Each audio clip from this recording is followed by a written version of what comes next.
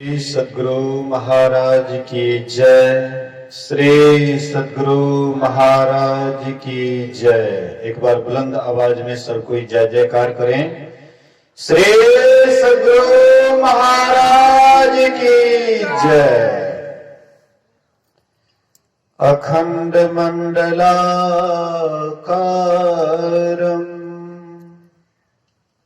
व्याप्तं येन चराचरं तत्पदं दर्शितं येन तस्मै श्री गुरुवे नमः। धन्य धन्य सतगुरु सुखदा महिमा कहे ना जाए। जो कछु कहो तुम्हारी कृपा मौते कछो ना बसाए। सर्वत्र सर्वदा वर्तमान सद्गुरु महाराज जी के पावन चरणों में कोटि कोटि नमन। उपस्थित गुरुजन, धर्म प्रेमी सत्संगी बंधुओं, पूजनीय माताओं तथा भक्तिमती बहनों, एक ब्रह्मचारी जी आए हुए हैं और स्तुति विनती पाठ के बाद उन्होंने दो शब्द बोले भी थे कि सत्संग से संस्कार होता है। हम अपने बच्चे के अंदर शिक्षा तो देते हैं लेकिन संस्कार नहीं देते हैं। लेकिन वह संस्कार कैसे बनेगा? परिवार के एक भी सदस्य सत्संग में नहीं बैठे हैं, सब इधर से उधर, मतलब जो भी है सब इधरे उधरे में लगे हुए हैं। हाँ, अगर 2, 4, 500 या अधिक आदमी की व्यवस्था रहती है तो लोग उसमें व्यस्त रहते हैं, लेकिन यहाँ पर तो गिने हुए सत्संगी हैं। इसलिए इनके लिए कोई खास व्यवस्था की आवश्यकता नहीं है। उनको चाहिए कि सत्संग के समय में सब कोई निश्चिंत से बैठ करके सुने। हमारे बाबा लोग कितना दूर दूर से आए हुए हैं, मंच भरा हुआ है।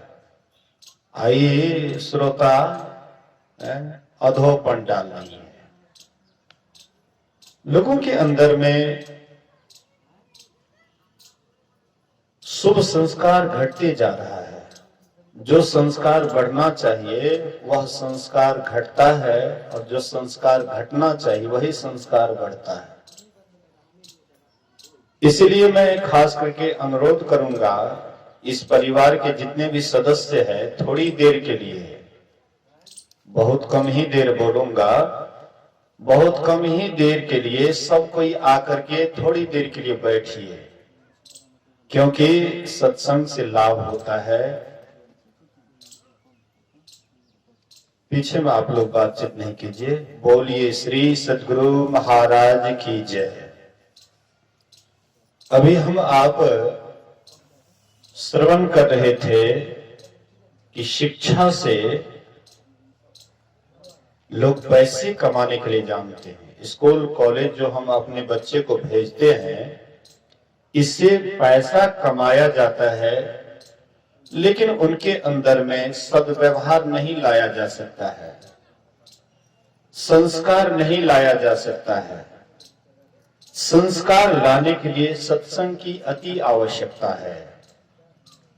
जो भी सत्संग करते हैं उनके अंदर में बनते बनते संस्कार इतना सुंदर बन जाता है कि एक दिन वे परमात्मा के पाने के लायक हो जाते हैं, परमात्मा को एक दिन प्राप्त कर लेते हैं।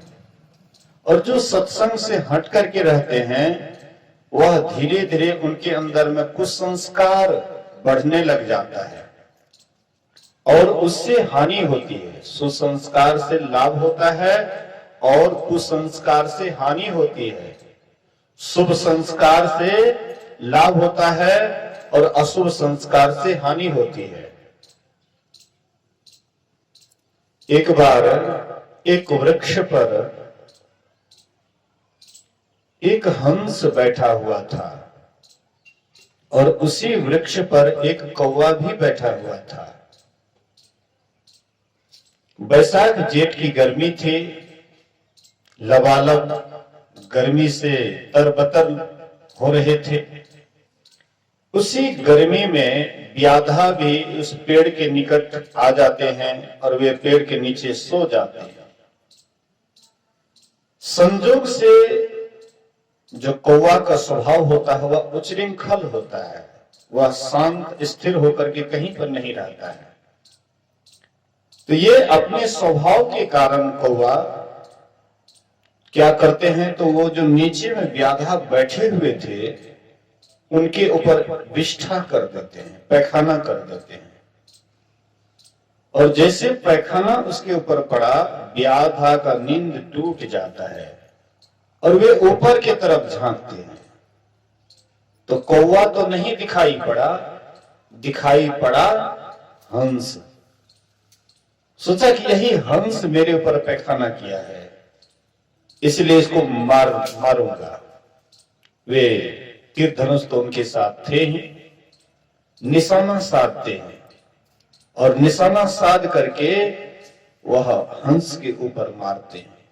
हंस को वह तीर लगती है, हंस तरफड़ाते हुए हंस के मुंह से निकलता है, थोड़ी देर के लिए मैंने कुसंगति की तो मुझे इस जीवन से हाथ धोना पड़ रहा है, लेकिन जो जीवन भर ही कुसंगति करते रहते हैं उसका क्या हाल होगा? वे कहां जाएंगे, किस नरक में गिरेंगे? लेकिन हम लोगों को इसका डर नहीं है। हम लोग तो संसार में इतना मशगूल हो गए हैं कि हम लोग परमात्मा को बिल्कुल भूलते ही जा रहे हैं। सोचते हैं कि यही संसार ही हमारा घर है, घर परिवार ही अपना है, बाद बाकी कोई अपना नहीं है। लेकिन अपना यहाँ पर कोई नहीं है। आप माँ के गर्भ में नहीं आए थे, कोई आपका नहीं था।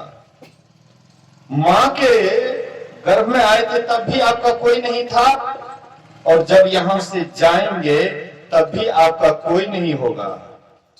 वह बच्चा जो अभी जन्म लिया है, जिसके नाम पर आज छठिहार हो रहा है, बढ़ी हो रहा है, वह बच्चा जब जन्म लिया तब बोले कि यह इसका फलना का बेटा है, लेकिन जब गर्भ में था तो कोई बोले थे कि किसका बेटा है। जन्म लेने के बाद उसका नाम रखा जाएगा या नाम रखा गया होगा, तब उसका पहचान होगा, लेकिन इसके पहले कोई उसका पहचान नहीं था। इसलिए संत महापुरुष कहते हैं कि आपका कोई नहीं है। जितना कोई भी आप देखते हैं ये सब सपना है। एक अपना है तो परमात्मा है, और उसी के साथ से हम आप बिछुड़ गए हैं। गुरु महाराज कहते हैं कि तू उतरी पड़ियो तम माही, पीव निःशब्द में, एते पड़ गयो दूर, चलो निःशब्द में। अरे तू निःशब्द के वासी हो, वहां पर कोई शब्द नहीं। अभी हम आप जो शब्द बोल रहे हैं यह है वर्णात्मक शब्द। वर्णात्मक शब्द का नाम जप होता है, वर्णन होता है, मुंह से उच्चारण होता है, यह है वर्णात्मक शब्द। बोलिए श्री सद्गुरु। आप लोग जो है गप सब कितना कीजिएगा, सत्संग भर कम से कम कहते हैं बैठने के लिए, तो कोई बैठता नहीं है। सब उच्चृंखल के तरह, सब भाई इधर से उधर, इधर से उधर। ये देख लो कते वोल्टेज से पते नहीं लागे छे, कहे छे तो कोई असर नहीं पड़े छे। बोलिए श्री सद्गुरु। अच्छा ठीक है, आप लोग जो है ना, आप लोग बढ़िया से सुनिए। अगर दो या चार आदमी बढ़िया से सुनने वाले हो जाते हैं तो सुनाने वाले को बड़ा अच्छा लगता है। अगर सुनने वाले दो चार भी ठीक से नहीं सुनते हैं तो सुनाने वाले को भी अच्छा नहीं लगता है।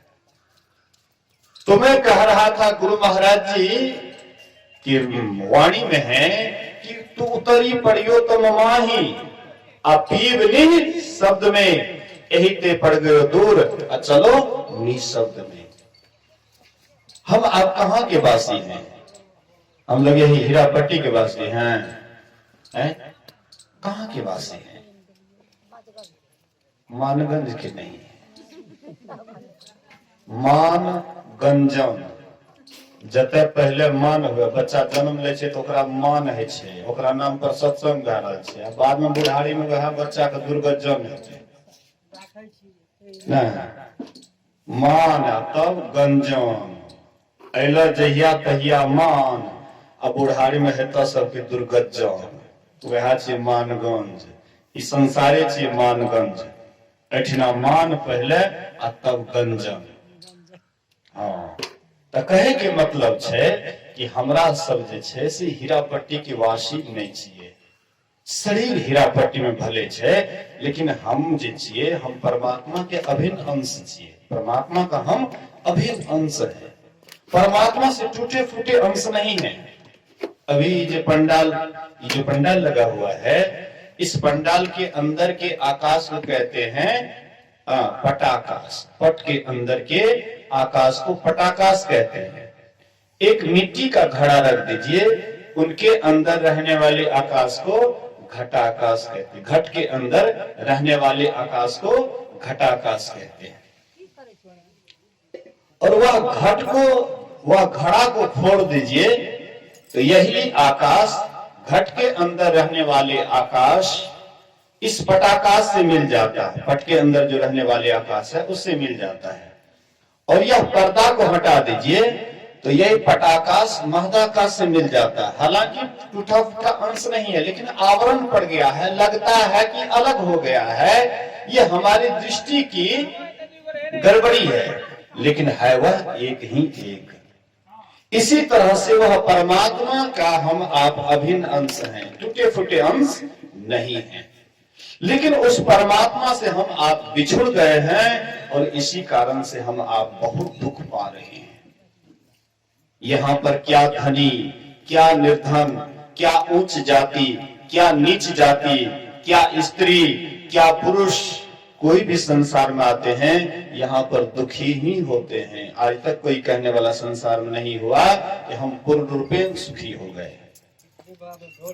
इस संसार में जो भी आते हैं वे यहाँ से दुखिया बनकर के ही जाते हैं। राम आए वो भी जंगल जंगल आंख से आंसू बहाए। कृष्ण आए वे भी अंतिम समय में उदास होकर के गए। जो भी संसार में आते हैं उसको रोना पीटना पड़ता है। लेकिन जो परमात्मा के धाम में चले जाते हैं, निःशब्द परम पद में चले जाते हैं, अपना घर चले जाते हैं, तो फिर उसको रोना पीटना सदा के लिए समाप्त हो जाता है। हम आप वहीं के वासी हैं, हम परमात्मा से ही आए हुए हैं। हम लोग निःशब्द में रहने वाले थे, वहां से आ गए शब्द में, शब्द से आ गए प्रकाश में, और अभी हम आप कहां पड़े हुए हैं? अंधकार में।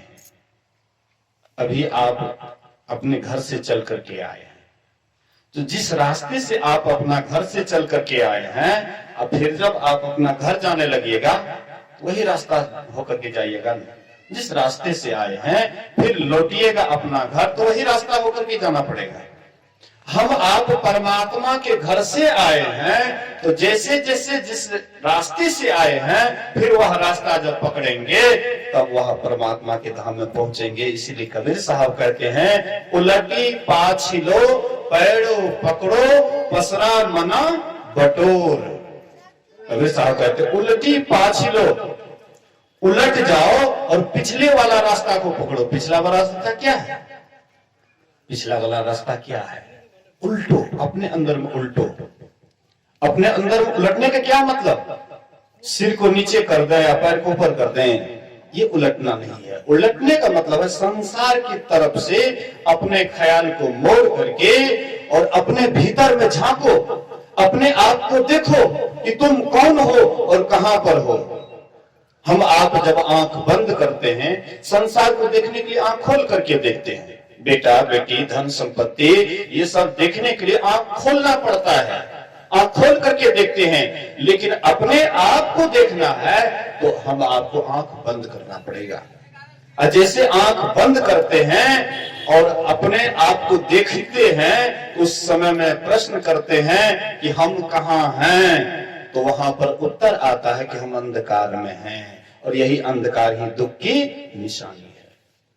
और याद कीजिए, आप जितना ही धन कमा लीजिए, जितना धन कमा लीजिए, जितना आपको घर परिवार बढ़ जाए, संसार में सारी सुख सुविधा बढ़ जाए, लेकिन अगर आप अंधकार में रहिएगा आपका जीवन हाहाकार रहेगा, दुखमय रहेगा। कभी भी आप अपने को सुखी नहीं कह सकते हैं, अपने आप को कभी आप सुखी नहीं कह सकते हैं जब तक अंधकार में रहेंगे। इसलिए संत महापुरुष कहते हैं ये संसार अंधकार का ही नगरी है, इस नगरी में तिमिर समाना, तिमिर मतलब अंधकार अज्ञान, इस नगरी में तिमिर समाना, भूल भरम हर बार। इस संसार में जब तक रहोगे तुमसे गलती होते रहेगा, कितनो सावधान होकर के रहो, कितनो सतर्क रहो, लेकिन गलती तो हो ही जाएगा। आंख से भला बुरा देखोगे ही, कान से भला बुरा सुनोगे ही, नाक से अच्छा बुरा गंध लोगे ही, जिह्वा से अच्छा खराब का स्वाद लोगे ही, चमड़ा से स्पर्श करोगे ही, ठंडा गरम। संत महापुरुष कहते हैं ये अंधकार का नगरी है। महर्षि साहिब स्वामी जी महाराज कहते थे जब तक तुम भारत में रहोगे भारत के संविधान के अनुसार चलना पड़ेगा। हाँ, अगर भारत के संविधान से बचना चाहते हो, बगल में नेपाल है, नेपाल चले जाओ, भारत का संविधान तुम्हारे पर लागू नहीं होगा। जब तक आंख से नीचे रहेंगे, अंधकार में रहेंगे, आप कभी भी सुख चैन से नहीं रह सकते हैं। लगेगा कि हाँ अब मिलेगा सुख शांति, अब मिलेगा चैन, लेकिन लाखों करोड़ों कोशिश कीजिए, आंख से नीचे रहने पर आपका जीवन सब दिन अंधकार में रहेगा। इसलिए जीवन आपका हाहाकार में रहेगा, आप कभी भी सुख का मुख नहीं देख सकते हैं। अगर आपको सुख चाहिए, अगर आपको शांति चाहिए, असली सुख शांति को पसंद करते हैं, आपको अंधकार से प्रकाश में जाना पड़ेगा, प्रकाश से शब्द में जाना पड़ेगा और शब्द से निःशब्द में जाना पड़ेगा। जैसे निःशब्द में जाएंगे तो वहां पर तो सपने में भी दुख नहीं उठाना पड़ेगा। जागृत को कौन कहे, सपना में भी वहां पर दुख का मुख नहीं देखना पड़ेगा। इसलिए सपने हूं नहीं दुख देत दर्शन, बात कोटि को कहे, स्वप्न में भी दुख का मुख नहीं देखना पड़ेगा। लेकिन इसके लिए साधन भजन की आवश्यकता है। जो मनयोग पूर्वक इस जीवन में ध्यान भजन करके कम से कम अंधकार से प्रकाश में लेकर के चले जाते अपने आप को, तो समझ जाइए कि बहुत बड़ा काम कर लिए वह। जवाने में उसने बहुत बड़ी बात कर ली और अपने से अपने की मुलाकात कर ली। हम कौन हैं ये अंधकार में पता नहीं लगेगा, हम कौन हैं अंधकार में पता नहीं लगेगा। आप घर में घुसिए, वहां पर रोशनी की व्यवस्था नहीं है, अंधेरी घर में जाइएगा तो वहां पर जो सुख सुविधा देने वाली सामान है उससे भी आपको ठोकरा जाइएगा, उसमें भी आपको ठोकर लग जाएंगे, पैर टूट जाएंगे, आपको परेशानी बढ़ जाएगी। लेकिन वही घर में जब रोशनी रहेगा, आराम से कुर्सी है, पलंग है, आराम से बैठिएगा, सोइएगा, आनंद लीजिएगा, सुखभोग कीजिएगा। कारण है कि प्रकाश चाहिए। जैसे संसार में प्रकाश की अति आवश्यकता है, वैसे आपके भीतर में भी प्रकाश की आवश्यकता है। प्रकाश होने के बाद ही आपने आपका ज्ञान होगा कि मैं कौन हूं, कहां से आया हूं और कहां जाना है। जब तक अंधकार में रहिएगा ये सब कुछ पता नहीं लगेगा। वहां पर कौन कौन है, अंधकार में क्या क्या है पता लगता है। अंधकार में मान लीजिए कि सांपे छुछुंदर आ जाए, क्या पता लगेगा? कुछ नहीं पता लगेगा। रोशनी है तो तुरंत देख लीजिएगा, अरे सांप घर में घुस गया, जल्दी निकालो इसको। एक बार भगवान कृष्ण को मैया यशोदा अंधकार वाला घर में लेकर के बंद कर दिए। आप भगवान कृष्ण तो महायोगेश्वर, और कहते हैं कि माँ माँ माँ देखो देखो सांप सांप सांप सांप। जैसे चिल्लाए सांप सांप, यशोदा मैया तुरंत दरवाजा खोलती है और देखती सही में सांप है। माँ माँ सांप सांप सांप। अब तो यशोदा मैया को एकदम डर से थरथरा गई कि हे भगवान, मैंने अपने बेटा को क्यों इस अंधकार वाला कोठरी में बंद किया? डर के मारे में वही थर-थर कांपने लगी। मतलब आप अंधकार में रहते हैं तो डर रहता है, और वे अंधकार में आपको कौन कहां ले जाएंगे इसका भी पता नहीं रहता है?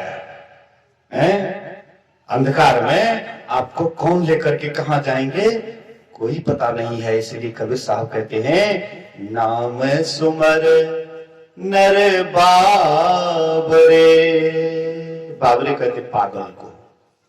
संसार में देखते हैं लोग कितना पगलाए हैं। सत्संग ध्यान से कोई मतलब नहीं, साधना से कोई मतलब नहीं। नाम सुमर नर बाबरे, तोरी सदा ना देहिया रे। तुम्हारा ये शरीर सदा रहने वाला नहीं है। कहते हैं नाम सुमर नर बाबरे, तोरी सदा न देहिया रे।